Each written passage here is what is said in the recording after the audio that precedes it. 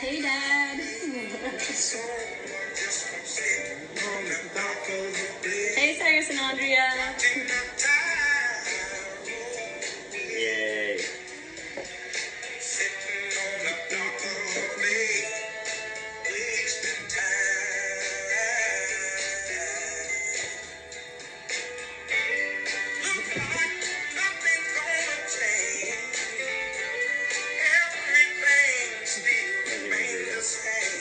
Did Evan join already?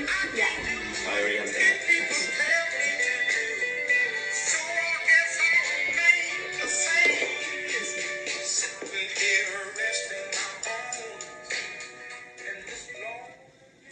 Hey, everyone. Hi. Welcome to our second Instagram live virtual tasting. This is our second one we're doing, and we're going to be having different guests each week and talking about different vineyards that we work with at LaRue.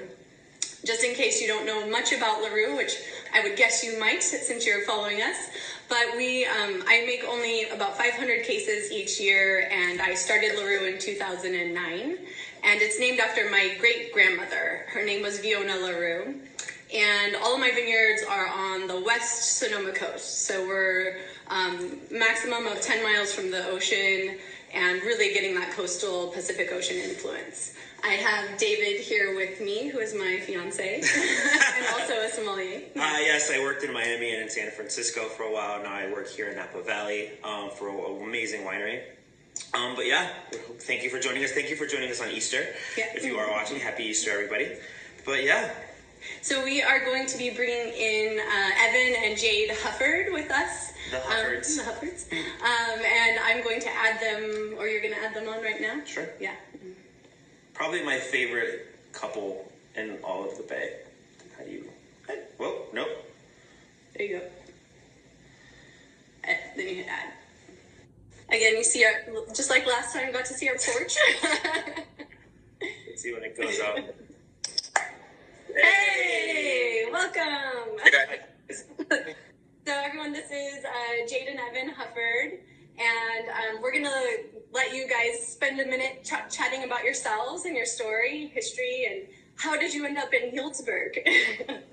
Wow. Yeah, it's been quite the trip. Yeah, thank you for having us. So Jade and I are from Arizona. We met working at a really unique Native American fine dining restaurant called Kai, a really special place. I was there for 5 years. She was there for about 3.5. We've just bounced around since then. We branched out to Las Vegas, where I worked at the Robuchon restaurants. Moved to the Bay Area for a head sommelier position at Saison. We also worked together at Michael Mina, and then Atelier Cren, and then moved up north to help open Single Thread, of course, back in 2016. Yeah, that's when I first met Jade, was at Michael Mina. She was like the boss lady and kind of held everything to everyone. Yeah. She was awesome. She was a tour de force at Michael Mina. She was amazing. Nice. And you guys have some upcoming plans of opening up a wine bar. Is that right? We do, yeah. So obviously things are a bit put on hold at the moment because we actually had a meeting with the city scheduled. Obviously, that got canceled because the shelter-in-place orders, but we're hoping to meet with them to go over the plan and everything as soon as the people are back in the offices. So hopefully by May, we'll be able to get some answers on our plan and licenses, and all the city managers and stuff get to weigh in, of course. So we'll see how it goes. Yeah, it's exciting. Super exciting. Yeah. Can't wait to go. Yeah. So we... Go ahead. I was just going to say, specifically focusing on, one major, huge focus will be the Sonoma Coast. So, yes, that's awesome. That's very cool. It's good to have your local wine bar have your local wineries at it. So, plus all the research and all the wines you've got to taste when you were over at Single Thread. I mean, God, all the back vintage you guys used to have on your wine list is amazing. So you kind of had a chance to explore all over Northern California, but definitely the Sonoma Coast a little bit, actually, more than the average person has. Absolutely, yeah. Definitely going to hope to have a good selection of like super, super deep, rare library wines from like the coast and from California in general. But yay, you'll find just about anywhere.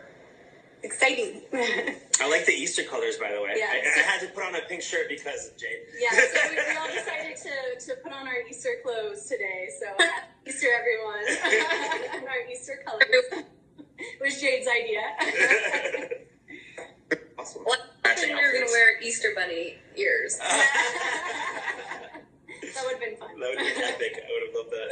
Yeah, and thank you everyone for joining us on Easter. Normally I would be with my family, with my grandma making deviled eggs, but I think she's watching, so we'll have to have a virtual deviled egg making later. Right. Is Dad on? Yeah, I think my dad is on what he's Hi, Katie's dad. Hashtag Katie's dad. Yeah, I shipped them the wine. I shipped my whole family all the wines that we're tasting earlier this week. So they have them with them too. Opened them up. So Nice. So just so everybody knows, feel free to ask questions throughout this whole tasting. We're really excited to answer any questions anybody has. That's one of the fun things about doing these is that like you actually get to interact with us a little bit, even though you can't come visit us in Sonoma. All of the wines that we are tasting today are on the website, and you could actually click through The link's on the bio. On a bio. And we're doing a 1 cent shipping right now, so you definitely can get the wines and deliver to you, and also next week's wines are on there as well. So anyway, maybe we should start getting into the wine. Yeah, you want to talk about where the wines are coming from today? Yeah, so we are doing 2 different wines from the 2013 and 2017 vintage. Both are from the Coastlands Vineyard. So this is one of the oldest Pinot Noir vineyards on the very west Sonoma coast, and it is planted in 1989 by the Cobb family, who also has their own winery, Cobb Wines, that they started making wines in 2001. And we are lucky on some years to be able to buy some fruit. This is a very extreme weather site. So it's very close to the Pacific Ocean, gets a lot of fog and influence from the coast, which makes very beautiful wine, but on a lot of years has extremely low yields. So there are years where they have less than a half of a ton to the acre, which to put it into perspective is a normal good yielding, high quality Pinot Noir vineyard would be 2 to 3 tons to the acre on a normal year. So it's very low yields on some years, and on those years there's not enough fruit for me to buy any. But on years where there's extra or enough fruit, I'm able to buy a very small amount. So I've only ever made 50 cases of each vintage. Yeah. And this is a high elevation vineyard as well. So it goes from 900 to 1,200 feet elevation, and it sits right above the coast, so you can see the ocean from the vineyard. And you guys have been to the vineyard too, right? To Coastlands? Yeah. Oh, yeah. Yeah. Yeah, it's honestly, for me, it's one of the most special sites for Pinot Noir on the planet, not even just California. I'm really excited to get to taste these and talk about them because, Ross Cobb, and he just does such an incredible job farming that site. And, I'm a huge fan of his wines, your wines. It's just, if I was going to nominate some Grand Crus of California, that would absolutely be in the mix. Just a really, has a really distinct flavor profile too that I think could really be picked out of the lineup blind. That has to do with those low yields that they get. Yeah. Yeah. And it's great that it's always so family taken care of from Ross. Ross's daughter works in the field with them sometimes. Not like on a voluntary basis. But she, you ask her about the vines and she talks to someone that's been in the industry forever. It's so remarkable. Yeah. She's gonna be pretty remarkable when she grows up. Yeah. Awesome. Did you want to should we start tasting? Yeah, so we can taste the 2013 to start, or do you guys have the 17? We have them here. This is 13. 13? Cool. So 2013 I made just 50 cases both of these wines. So it's kind of an interesting comparison because they were both the 13 and the 17 were harvested on almost the same day. They were September 9th and September 10th. And so in 13 it was September 9th and in 17 it was September 10th. And they're both aged for the same amount of time in barrel. So they're both 20 months in barrel, and both are 50% new oak. When you only make 2 barrels of something, you either have 0% or 50%. So. Or 100. Yeah, you could do. Or you could do even like the 200, where you take it out and you put it in brand new barrels again. But I don't even think about 50 or 100% new oak. But one of the big differences of the 2 vintages is that the 13 has about 15% whole cluster, and the 17 is 100% destemmed. So it's really interesting to taste the tannin structure and a little bit the aromatics of both of these wines and how they're different. But I thought your rationale on why you decided to use whole cluster or not whole cluster was really interesting. Touch on that at all? Yeah, so for me, I choose to do whole cluster on years. To me, it needs to feel right, but a lot of it is how the vines are growing, and if the vines still have active tendrils, so if they're still actively growing, I tend to shy away from whole cluster. I'm more apprehensive on the sometimes green notes that can come through for a whole cluster. Sometimes that doesn't happen, but for me, it's more of a feeling of the vintage and the ripeness, and then also the age of the vines. So these vines were planted in 1989, as we mentioned before. So these are really old vines, which really lend themselves more to doing whole cluster. Looks like we have a question about, does this Coastlands fruit include the UC Davis experimental fruit, the field blend? No, so that block is really an amazing block. It's called the Diane Cobb block. And Ross's family keep that for their own Cobb wines every year, and they make a special blend from it. And his mom planted that vineyard, and it's 20 different clones. Each row is a different clone. It's pretty amazing. Yeah. Yeah. What do you guys think of the wine? Really amazing.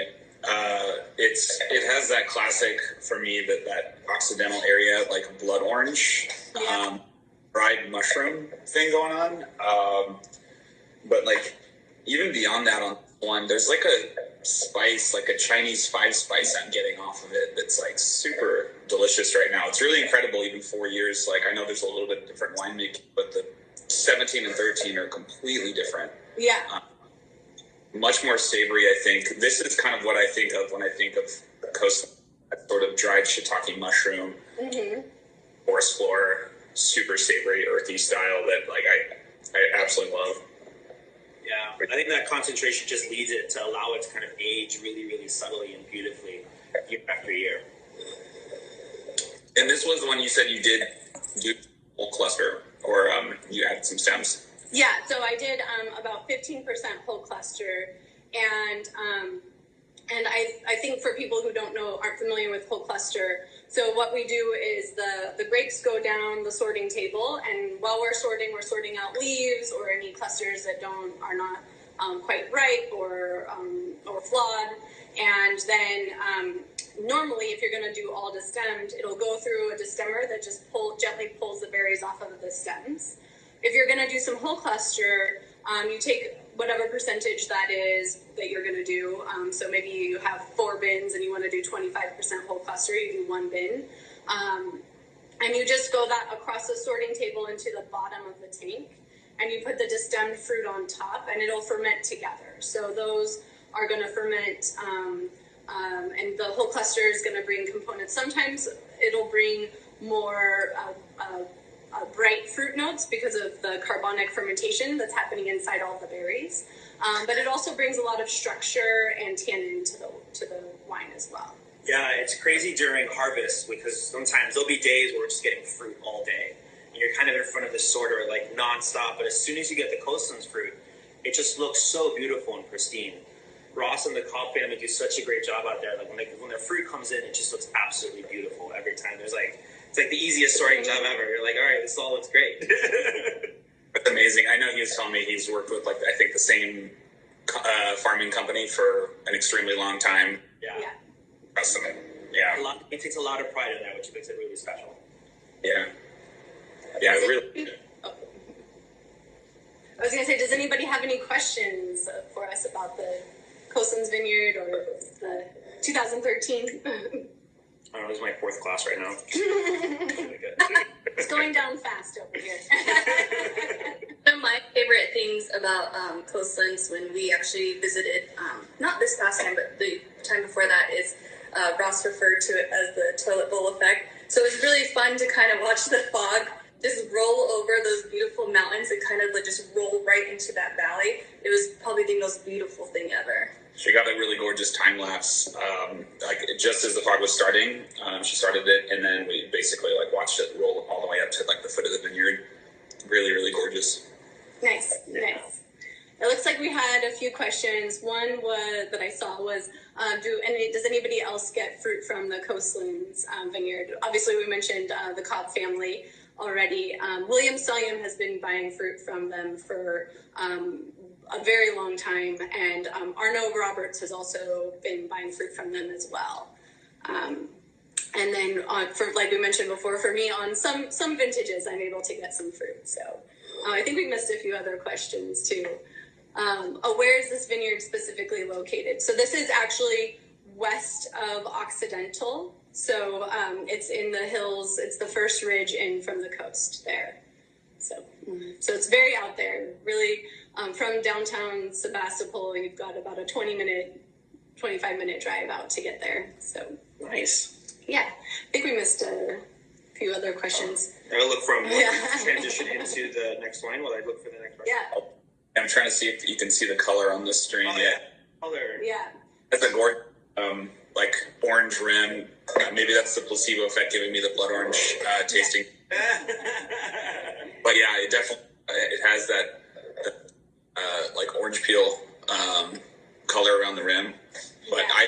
I typically get that even on younger vintages. The 17 not so much, but sometimes even on release I'll see that from Coastlands Productions. Yeah. This wine the color has not changed that much since it was bottled. You're right. It kind of has been a little bit of that orangey hue from the beginning, which initially you might think like, oh no, is this wine like old and oxidized? But it's not at all. It's just the expression of the vineyard. I don't do anything to manipulate my wines as far as adding enzymes or doing other things to change the color. So for me, it is what it is. It's what you get that vintage. I do think if you look at we can kind of look at the 17, I think that there is an impact of the whole cluster on that color too. So with the 17 not having any whole cluster, it definitely is a little bit redder. When you add whole cluster, the pH goes up a little bit because you lose some acidity. But definitely a darker hue. Yeah. Do you guys want to get into the 17? Yeah. Are you doing anything to engender or like, do you enjoy reduction in your wines? So I'm really careful with my oxygen interaction. So for me, sometimes that means giving the wine a lot of oxygen as it's aging. So I might go into, when I'm doing a racking, I might go into an ungassed barrel. And sometimes that means like giving it none at all. And so we actually have a meter where we can gas, we measure the amount of oxygen. It's kind of like a safety meter, but we use that for either our barrels or tanks when we're doing rackings. And I'll say I want a tiny bit of oxygen, I might gas that to like 5% oxygen versus 0% oxygen. And that really, to me, I like to have wines that I'm maintaining the aromatic profile, but I'm not going into that extreme reductive. Like to me, I like my wines to still have that really pretty fresh fruit aromas too. So. Yeah, there's different styles, right? Like, Yeah. There's no wrong or right way to do anything, and sometimes a little bit of reduction really makes wines taste really special. I know both of us really love PYCM, which is a Burgundy that makes Chardonnay, and I mean that's production all day. So. Yeah, the wines are like straight struck matchstick all day. Well, and for me too, I think that's really also embracing your own style, but also embracing your location. Like, I don't think I can make a wine like if I had with my Chardonnays, I can't make a wine like PYCM. I mean, I shouldn't say you can't, but it's just not. I think there's a level of like embracing that we are in California and we are on the Sonoma coast, and there is a lot of sunshine and that bright fruit that like California sunshine just shines through. If you had it, so that's I like to embrace that. I don't try to be something that my wine, like I don't try to be like a different location. Yeah. I think it's a good time to go to the 17. Yeah, I think. Yeah, you guys have the 17 on, right? Yeah. So this wine is still very young. So the biggest difference I would say is the whole cluster interaction, but then also the blocks that it comes from. So the 2013 came from a little bit from two different blocks. So it was Martini and Wadensville clone, and this is all Martini clone. So, wow, I mean, and very different vintages, of course. 13 was, I mean, it might, have been, I don't know if there was any specific challenges out at Coastlands, but 13 was pretty easy and straightforward and even, right? And then 17, of course, you had all kinds of heat spikes, June, I think, and July, and then obviously the major one around Labor Day. How did you guys manage that when you chose to ride through that and kind of leave the grapes on the vines? Yeah, so we in most of my vineyards that year things were not quite ready. They were kind of still in that 17 to 20 bricks range and still tasting pretty underripe. So we rode through it and let the vines recover a little bit and then harvested. So the alcohols on these are a little bit higher than my normal, but I think this one is still, actually I didn't look at that. I think it's still 13 or it's 12.8. So on a lot of years, I'm able to have my wines closer to 12 and a half or 12, sometimes even 12% alcohol. But so actually the alcohol on the 13 is higher, is 13.4. So interesting. So it was just a little bit further behind. I think we're in somewhat of a lucky spot when that heat came, as far as like it wasn't at like 22 bricks and ready, like days away from being ready, and so kind of was able to ride through that. But it was a hard year, definitely getting with that heat spike.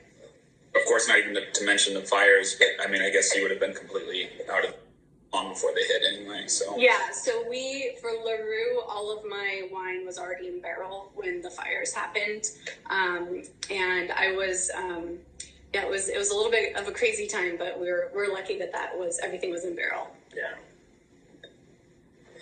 What would you so in like a restaurant? So if you haven't known, Evan does the most amazing wine pairings I think I've ever had, between like just especially like the way he throws in sake and the different things. But what would you like to pair this with when you like think about this wine? What kind of foods would you like to like imagine with it?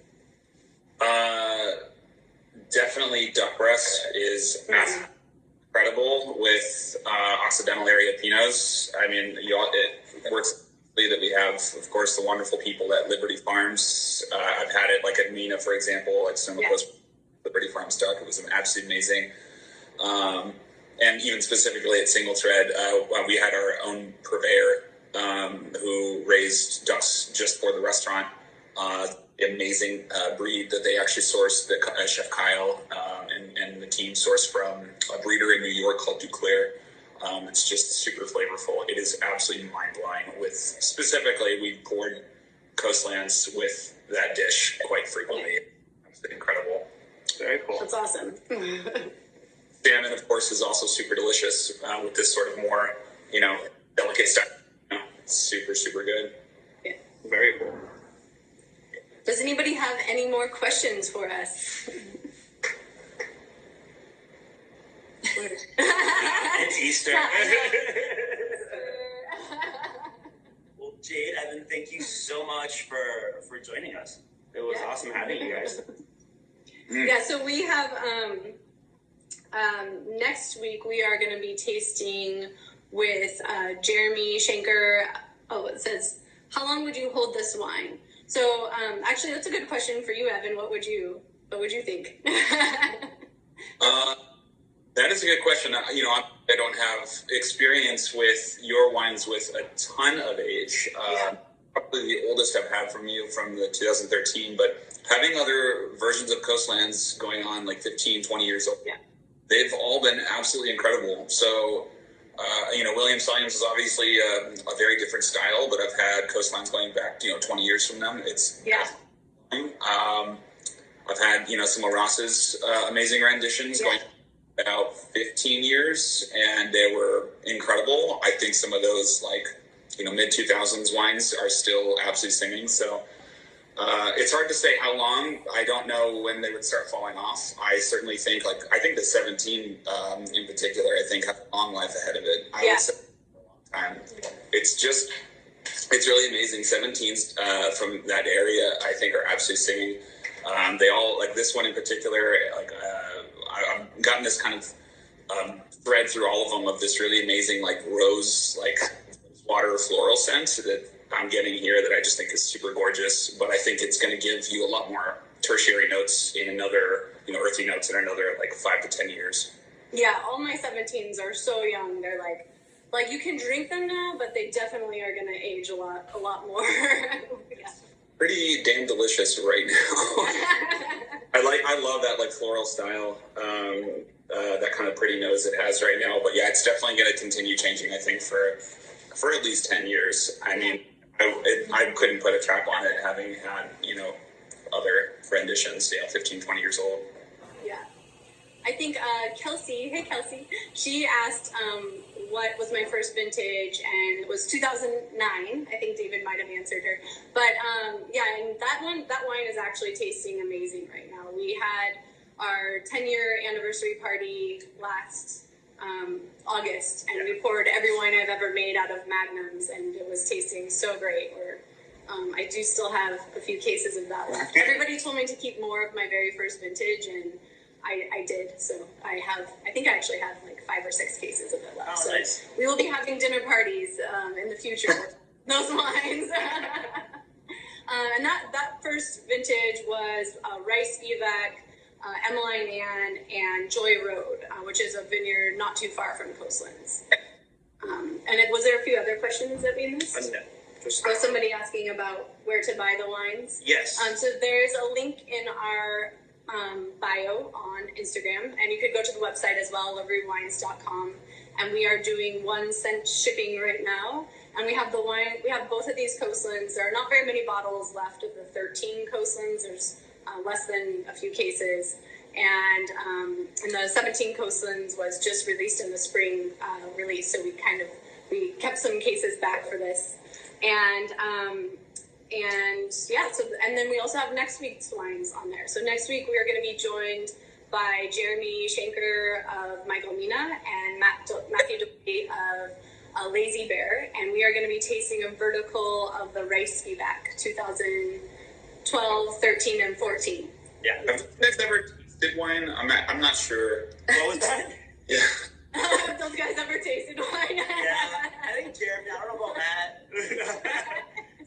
We don't know. Matt used to work at Single Thread with Evan.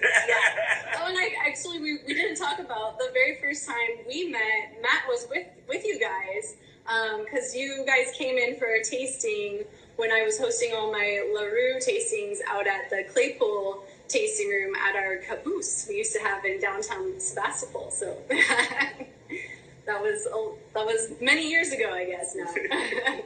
Correctly, I'm pretty sure Dolly was with us that time. Yeah, he was there. Yeah. I think I sought you out. I think I looked up how to get in contact with you because I tasted your Coastlands somewhere in particular.